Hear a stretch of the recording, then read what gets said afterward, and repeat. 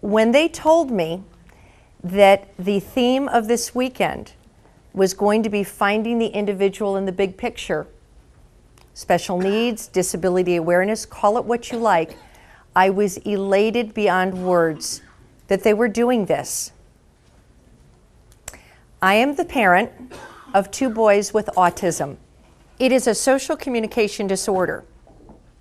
And what that means is that people with autism might have trouble understanding what you're trying to tell them. My youngest child, who is 16, he is a sophomore at high school. He is not athletically inclined at all, does not do any sports, doesn't even really know about sports. But they have disabilities that you can't see. You don't know it. But if you were to start talking to them, my older one you may not know as much, but my younger one, you would definitely know.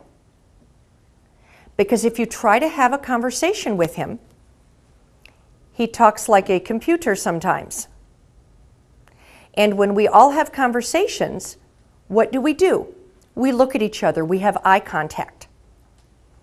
What my son will do is he will, if you ask him a question, he will look down on the floor, he'll look over here, he may look up in the ceiling, but he lacks eye contact.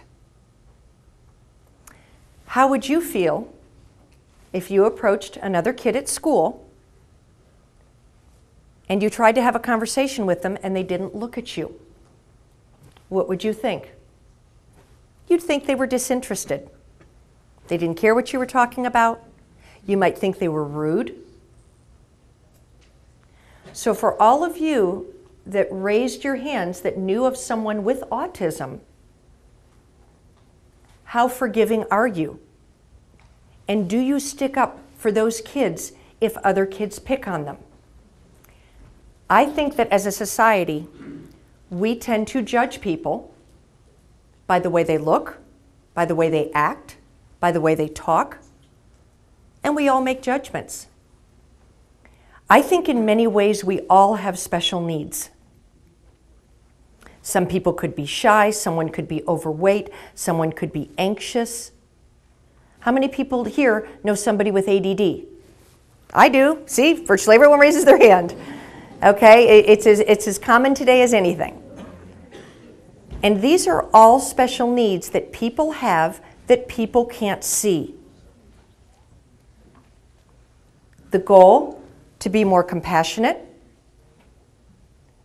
to be more tolerant, to be more aware. Has anyone here known of anyone who was picked on because of a disability? And please share your story.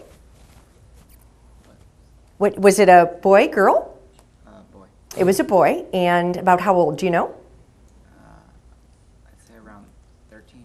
13. And can you tell me what happened? Well, I was just walking around, I was walking through the hallway, I think, to class, and I saw one kid in the hallway and everyone was just like pushing him around. Okay. It's Josh, right? What Josh had said is he was walking through the hallway, the boy was about 13, and there were other kids pushing him around. And I bet that kid was pretty scared. And did anyone do anything? Did it just eventually stop? Did a teacher intervene? A teacher intervened. Did the boy have disabilities? Yes. Okay. The boy had disabilities. Right now, you all, and thank you for sharing your story, Josh. Right now, you all can walk, talk, socialize. Some of you drive. Some of you are in sports. Think if that was taken away and you were the person who was disabled. And if there's one person that I can reach, then my time up here is worth every bit. I am a parent, just like your parents, trying to make it through each day to make sure that my kids are accepted in this world as much as possible. I speak to audiences of all ages, the old, the young, and the in-between.